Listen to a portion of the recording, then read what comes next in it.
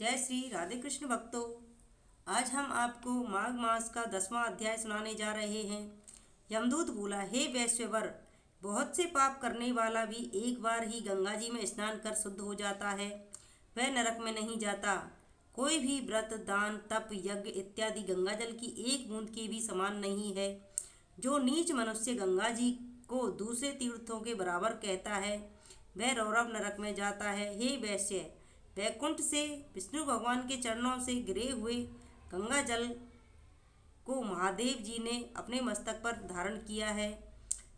गंगा नाम लेने से 100 योजन की दूरी पर रहने वाले लोग भी नरक में नहीं जाते। गंगा के समान नरक में जाने से बचाने वाला अन्य कोई उपाय नहीं है। पापों को भस्मीभूत करने के लिए गंगा में स्नान अवश्य करना चाहिए। है वैश्य, जो मनुष्य कीचड़ में फंसी गाय को निकालते हैं, रोगी की रक्षा करते हैं, गौशाला में मरते हैं, वह जिसने दान लेना छोड़ दिया है, वे लोग गगन में तारे बनकर चमकते हैं। प्रातःकाल स्नान करके जो नित्य प्रति 16 प्राणायाम करते हैं, वह यमलोक को नहीं जाते। उनका भ्रूण हत्या का पाप भी विलीन हो जाता है। तप, व्रत व अन्य नियमों का पालन करने वाले का 1000 गोदान का करने वाले तथा 1 माह तक कुशाग्र द्वारा गंगा जल पान करने वाले का फल 100 वर्ष प्राणायाम करने के बराबर होता है। छोटे बड़े सभी पाप प्राणायाम से थोड़े ही समय में अवश्य मिट जाते हैं। हे वैश्य श्रेष्ठ, दूसरे की स्त्रियों को माता के समान देखने वाला तथा मन में जो भी पर स्त्री गमन की इच्छा नहीं करता, वह दोनों लोकों को अपने अधीन कर लेता है। इसलिए धर्मनिष्ठ को पर स्त्री गमन नहीं करना चाहिए। पर स्त्री गमन करने वाले 21 मुख्य नरकों में जाते हैं। दूसरों के धन का लोभ मन में नहीं करना चाहिए करने वाले स्वर्ग में जाते हैं। किसी भी कारण से क्रोध उत्पन्न होने पर क्रोध पर विजय पाने वाला पुरुष स्वर्ग को जीतने वाला होता है। जो माता पिता की देवता के समान आराधना करता है, वह अंतकाल प्राप्त होने पर यमलोक में नहीं जाता। जो गुरु की पूजा करते हैं, वे ब्रह्मलोक में जाकर पूजा योग्य होते हैं। हे वैश्य, स्त्रियों को अपने शील की सदैव रक्षा करनी चाहिए। दुष्ट संगति में पड़कर शील भंग होने से वे यमलोक को जाती हैं। अपने शील की रक्षा करने से ही स्त्रियां निसंदेह स्वर्ग को प्राप्त करती हैं। जो वेद व्यास से शास्त्र पुराण और संहिता पढ़ते सुनते व सुनाते हैं तथा स्मृति का व्याख्यान करते हैं, धर्मोपदेश करते हैं तथा जो वेदांत शास्त्र में निपुण हैं, वे ही लोग पृथ्वी को धारण किए हुए हैं।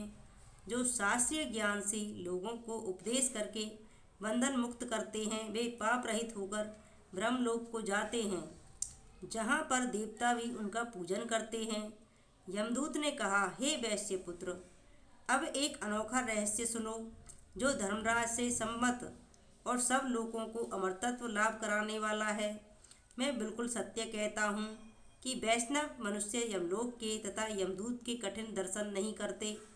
यमुना के भ्राता यमराज ने अपने दूतों से आदरपूर्वक बार बार यही कहा है कि तुम लोग वैष्णवों को कभी दुख मत पकड़ना, वे मेरा दर्शन न करें। जो दुराचारी, दुशील तब पापी लोग भूलकर भी एक बार यदि केशव भगवान को याद करते हैं, वे पापों से छूटकर श्री विष्णु भगवान के बड़े पद को प्राप्त करते हैं। जो बुद्धिमान मनुष्य वैष्णवों के सेवक हैं तथा वैष्णव जिस घर में भोजन करते हैं, उनको भी तुम लोग छोड़ देना, क्योंकि उनके संसर्ग में वे भी पापों से निर्मुक्त हो जाते हैं। वे मनुष्य यमराज की राजधानी यमपुर में नहीं जाते। श्री विष्णु में भक्ति न करने वाला ब्राह्मण संसार में चांडाल के समान देखा जाता है। वैष्णव चाहे नीच वर्ण का क्यों न हो, वह तीनों लोकों को शुद्ध करता है। माता पिता इन दोनों के कुल के घर में जब हरि भक्त पुत्र उत्पन्न होता है, तो उनके नरक में पड़े हुए पितर लोग भी स्वर्ग में चले जाते हैं। वैष्णव भक्त के घर का अन्न भी सर्वोत्तम होता है। यदि वैष्णव के घर का अन्न ना मिले तो जल पीकर ही रहें। गोविंदाय नमः इस मंत्र का जपता हुआ मरने वाला मनुष्य यम का दर्शन नहीं करता। हम लोग भी उनको नहीं देखते जो अंग न्यास मुद्रा ऋषि छंद तथा देवता सहित दीक्षा प्राप्त करके नियम पूर्वक ओम नमो भगवते वासुदेवाय इस अक्षर का अथवा ओम नमो नारायणाय 8 अक्षर का मंत्र जपते हैं।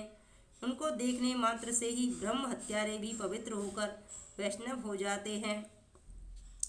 वे शंख चक्र धारण करके वनमाला से शोभित होकर ब्रह्मा की आयु पर्यंत विष्णु लोक में निवास करते हैं।